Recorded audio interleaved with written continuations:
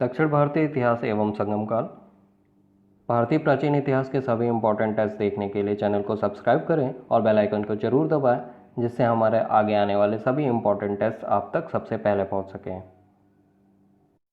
आज है mother's day. Mother's day पे सभी माताओं को हार्दिक शुभकामनाएं। ऊपर एक छोटा सा संदेश है, कोशिश करिएगा ये संदेश हमेशा दूसरों तक पहुंचता रहे। तो चलिए आज की वीडियो शुरू करते हैं।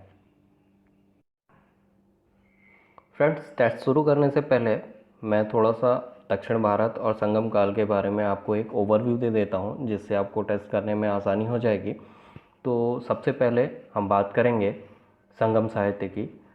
जो संगम साहित्य है वो कवियों की गोष्ठियों से बना हुआ, मतलब गोष्ठी सम्मेलन और आयोजन जो किए जाते थे कवियों द्वारा, उसमें जो रचित हुए ग्रंथ थे उनको संगम साहित्य कहा जाता है।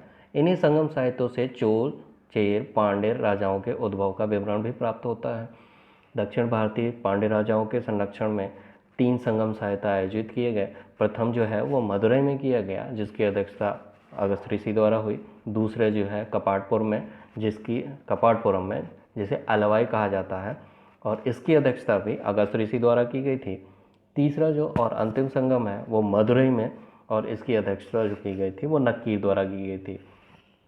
दक्षिण भारत के आर्यकरण का जो श्रेय जाता है, आर्य के मतों का प्रचार का श्रेय जो जाता है वो अगस्त ऋषि को जाता है, और अगस्त ऋषि को ही तमिल साहित्य का जनक भी कहा जाता है। अब बात कर लेते हैं हम कुछ संगम साहित्य के ग्रंथों के बारे में, जिनसे बार बार क्वेश्चन पूछे जाते हैं। अलग अलग, कभी उनके नाम, कभी उनकी विषय शैली, कभी उनकी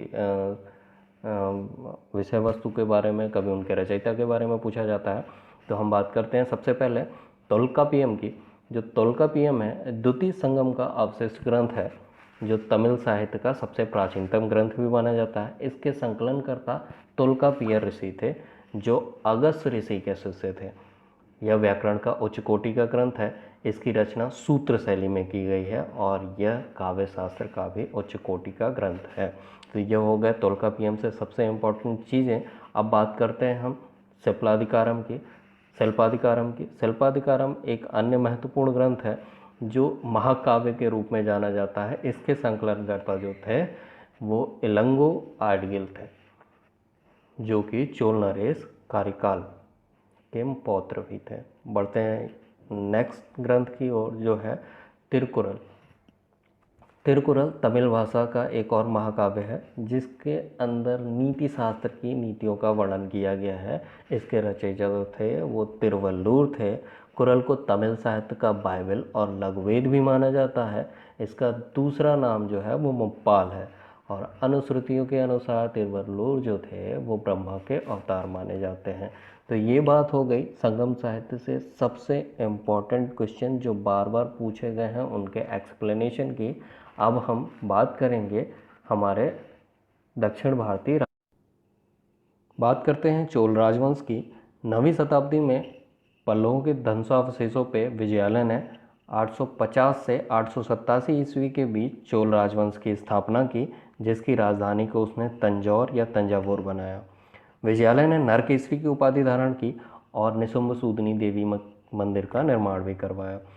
चोलों का जो स्वतंत्र राज्य स्थापित करने का श्रेय जो जाता है वो आदित्य प्रथम को जाता है। आदित्य प्रथम ने पल्लवों पर विजय प्राप्त करने के बाद कोदंडराम नामक उपाधि धारण की। चोल के प्रमुख राजा जो हुए, चोल वंश के प्रमुख राजा राजेंद्र प्रथम, परांतक प्रथम, राजेंद्र द्वितीय, राजा राज प्रथम और कुलोत्तुंग थे। राजा राज प्रथम शैव अनुयायी था, जिसने तंजौर के राजराजेश्वर मंदिर का निर्माण करवाया। चोल साम्राज्य का सर्वाधिक प्रतापी राजा जो था वो राजेंद्र प्रथम था, जिसने बंगाल के महिपाल को हराकर बंगाल पर अधिकार कर लिया और गंगकोट चोल नामक उपाधि धारण की। इसने संपूर्ण सिंहल द्वीप पे भी अधिकार कर लिया। चोल शासक कुलोत्तुंग ने 1077 ईस्वी में 72 सौदागरों का जो चोल मंडल है उसको चीन भेजा। कुलोत्तुंग को सुंगम तिब्बत भी कहा जाता है, जिसका अर्थ होता है करों को हटाने वाला। चोल शासनकाल में पाषाण मूर्तियों से अधिक धातु की मूर्तियां, विशेष तौर पर कांस्य की मूर्तियों का निर्माण हुआ, और इनमें सर्वाधिक प्रसिद्ध और खूबसूरत मूर्ति नटराज की शिव की मूर्ति थी। चोलों की थल सेना के साथ साथ चोलों की नौसेना भी अत्यधिक शक्तिशाली थी, जिसकी वजह से इन्होंने संपूर्ण सिंगल द्वीप, जिसे श्रीलंका के नाम से जाना जाता है, मालदीप आदि पर विजय प्राप्त की तथा चोल साम्राज्य का विस्तार किया। इस वंश का अंतिम शासक जो था वो राजेंद्र तृतीय था। अब हम बात करते हैं दक्षिण भारत के एक और महत्वपूर्ण राजवंश पल्लव वंश के बारे में। पल्लव वंश की स्थापना जो थी वो 575 से 600 ईस्वी के बीच में सिंह विष्णु द्वारा की गई। इसकी राजधानी जो थी वो कांचीपुरम या कांची थी। यह वैष्णव धर्म का अनुयायी था और इसने अवनी सिंह की उपाधि धारण की थी। नरसिंह वर्मन के बारे में बात करते हैं। इसका शासनकाल जो था वो 630 ईस्वी से 668 ईस्वी के बीच था तथा इसने महामल्ल की उपाधि धारण की थी। परमेश्वर वर्मन की बात करते हैं। परमेश्वर वर्मन का जो शासनकाल था वो 670 से 700 ईस्वी के बीच में था। इसने लोकादित्य, एकमल्ल, रणंजय, अत्यंत काम, उग्रदंड, गुणभाजन आदि उपाधियां धारण की थीं। अब बात करते हैं महेंद्र वर्मन की। महेंद्र वर्मन का शासनकाल जो था वो 600 से लेकर 630 ईस्वी तक के बीच में था। इसकी के शासनकाल में मत्त विलास प्रसन्न नामक एक हास्य ग्रंथ की रचना की गई थी।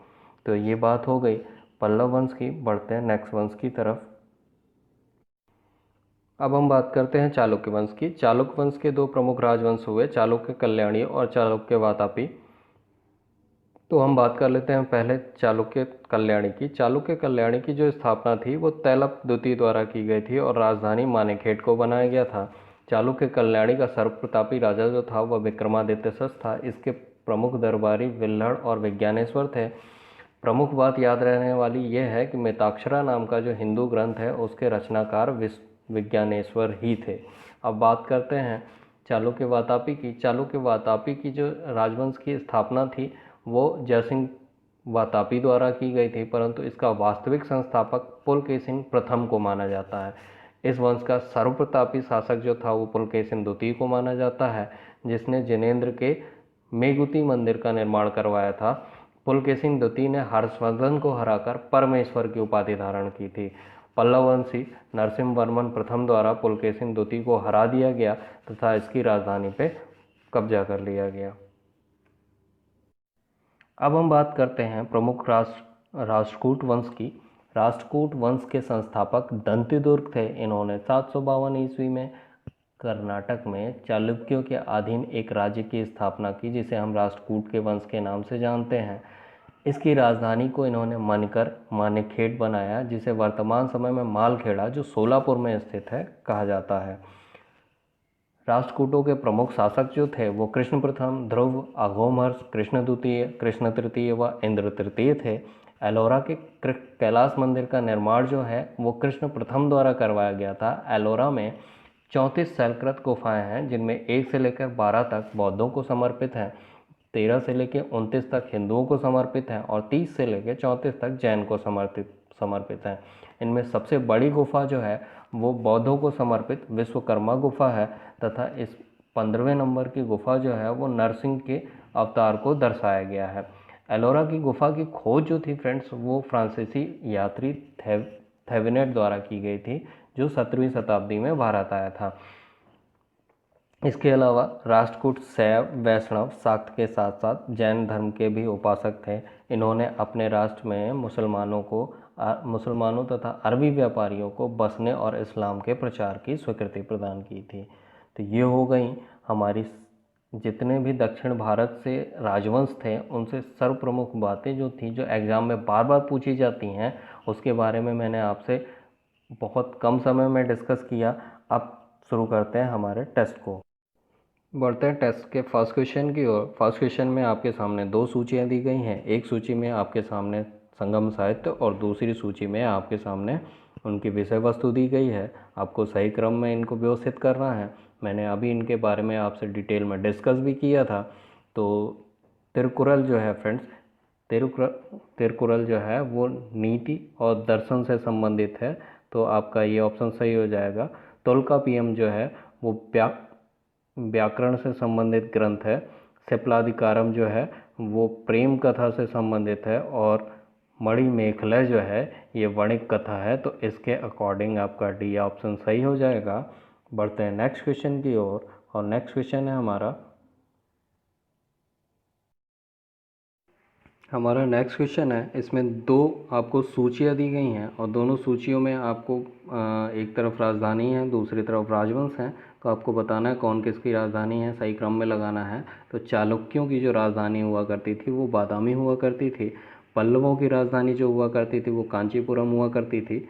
और हर्ष की राजधानी जो हुआ करती थी वो कन्नौज हुआ करती थी। और पांड्यों की राजधानी जो हुआ करती थी वो मदुरई हुआ करती थी। तो इसके अकॉर्डिंग आपका ए आंसर सही हो जाएगा। बढ़ते हैं नेक्स्ट क्वेश्चन की ओर। नेक्स्ट क्वेश्चन है हमारा, तृतीय संगम जो हुआ कहाँ हुआ था, इसके बारे में ऊपर मैंने डिटेल में आपको बताया कि तृतीय संगम जो है वो मदुरई में हुआ और इसके जो अध्यक्ष थे वो नक्कीर थे। तो इसका ये ऑप्शन थोड़ा ऊपर नीचे हो गया फ्रेंड्स, तो इसके अकॉर्डिंग आपका सी आंसर सही हो जाएगा। बढ़ते हैं नेक्स्ट क्वेश्चन की ओर। नेक्स्ट क्वेश्चन जो है हमारा, शिल्पाधिकारम के लेखक, इसका लेखक कौन था, तो इसके बारे में भी मैंने आपको डिटेल में बताया था। शिल्पाधिकारम के लेखक जो थे वो इलंगो थे। तो इसका ए आंसर सही हो जाएगा। बढ़ते हैं नेक्स्ट क्वेश्चन की ओर। नेक्स्ट क्वेश्चन जो है, निम्नलिखित तमिल ग्रंथों में किसे लघुवेद की संज्ञा दी जाती है। तो कुराल जो है फ्रेंड्स, कुराल को लघुवेद की संज्ञा दी जाती है। तो डी ऑप्शन आपका सही हो जाएगा। नेक्स्ट क्वेश्चन है हमारा, संगम ग्रंथ तोल्कापियम किस विषय पर आधारित है। तो इसके बारे में भी मैंने अभी आपको ऊपर बताया कि तोल्कापियम जो है वो व्याकरण ग्रंथ पर आधारित है। तो इसका सी आंसर सही हो जाएगा। नेक्स्ट क्वेश्चन है,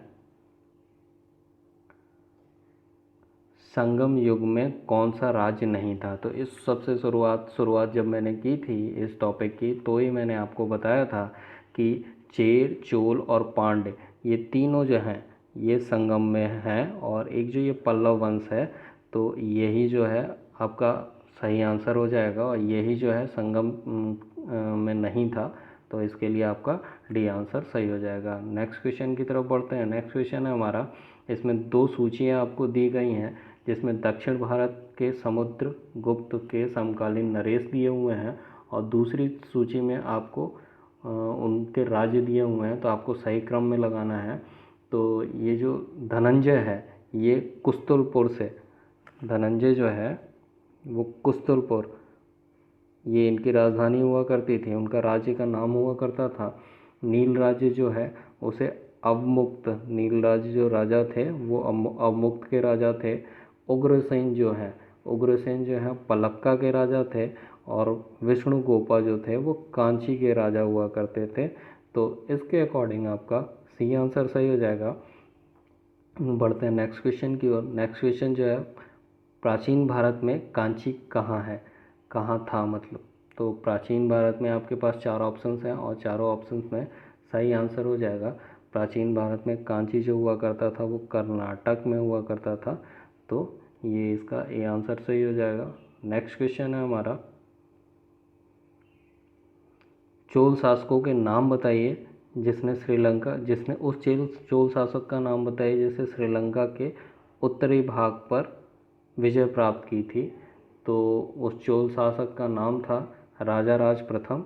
तो राजा राज प्रथम के अकॉर्डिंग आपका ए आंसर सही हो जाएगा। नेक्स्ट क्वेश्चन की तरफ चलते हैं। नेक्स्ट क्वेश्चन जो है, वह चोल राजा कौन था जिसने श्रीलंका को पूर्ण स्वतंत्रता दी और सिंघल राजकुमार से अपनी पुत्री का विवाह किया। तो इसका सही आंसर हो जाएगा कुलोतुंग। तो इसका ए आंसर सही हो जाएगा आपका। बढ़ते हैं नेक्स्ट क्वेश्चन की ओर। नेक्स्ट क्वेश्चन है, मत्तविलास प्रसन्न का लेखक कौन था। तो शुरू में भी बताया और जब मैंने इससे पहले गौतम बुद्ध वाला टॉपिक डिस्कस किया था आपसे, तो उस समय भी मैंने आपसे बताया था कि जो ये महेंद्र देव बर्मन हैं ये जो है मत्तविलास प्रसन्न नाम के एक हास्य जो ग्रंथ है उसके रचयिता भी हैं और ये उस समय शासक भी थे। तो बढ़ते हैं नेक्स्ट क्वेश्चन की और। नेक्स्ट क्वेश्चन जो है हमारा, नटराज की प्रसिद्ध कांस्य मूर्ति एक उत्कृष्ट उदाहरण है। तो इसका सही आंसर हो जाएगा चोल कला का। जो चोल कला में नटराज की प्रसिद्ध कांसे की मूर्ति प्राप्त हुई है ये चोल कला का एक प्रसिद्ध उदाहरण है। बढ़ते हैं नेक्स्ट क्वेश्चन की ओर। नेक्स्ट क्वेश्चन है, संस्कृत के कवि और नाटककार जो कालिदास थे का उल्लेख प्राप्त हुआ है। तो इस जो पुलकेशिन द्वितीय थे फ्रेंड, पुलकेशिन द्वितीय के ऐहोल अभिलेख से हमें ये ज्ञात होता है कि संस्कृत के कवि और नाटककार जो हुआ करते थे वो कालिदास हुआ करते थे। बढ़ते हैं नेक्स्ट क्वेश्चन की ओर। नेक्स्ट क्वेश्चन है, निम्न में से किस चीनी यात्री ने चालुक्यों के शासनकाल में चीन एवं भारत के संबंधों का विवरण दिया है? तो इसका सही आंसर हो जाएगा फ्रेंड्स इसमें मिसप्रिंट हो गया है, बी हेनसांग। ये हरेनसांग हो गया, इस वजह से कन्फ्यूजन हो रहा है। तो हेनसांग जो थे उन्होंने चालुक्यों के साथ चीन के संबंध का विवरण दिया है। बढ़ते हैं नेक्स्ट क्वेश्चन की ओर। नेक्स्ट क्वेश्चन जो है, दक्षिण भारत का प्रसिद्ध तकोल्लम का युद्ध हुआ था किसके बीच में? तो ये बताना है आपको फ्रेंड्स कि दक्षिण भारत का तकोल्लम युद्ध किसके बीच में हुआ था। तो इसका सही आंसर हो जाएगा चोल और राष्ट्रकूटों के मध्य। तो इसका बी ऑप्शन आपका सही हो जाएगा, चोल और राष्ट्रकूटों के मध्य। नेक्स्ट क्वेश्चन है, चालुक्यों की राजधानी कहाँ थी? तो अभी मैंने ऊपर आपसे डिटेल में डिस्कस किया था इसके बारे में कि चालुक्यों की जो राजधानी थी वो वातापी थी। ये आंसर सही हो जाएगा। नेक्स्ट क्वेश्चन है हमारा, चोल साम्राज्य को अंततः किसने समाप्त किया?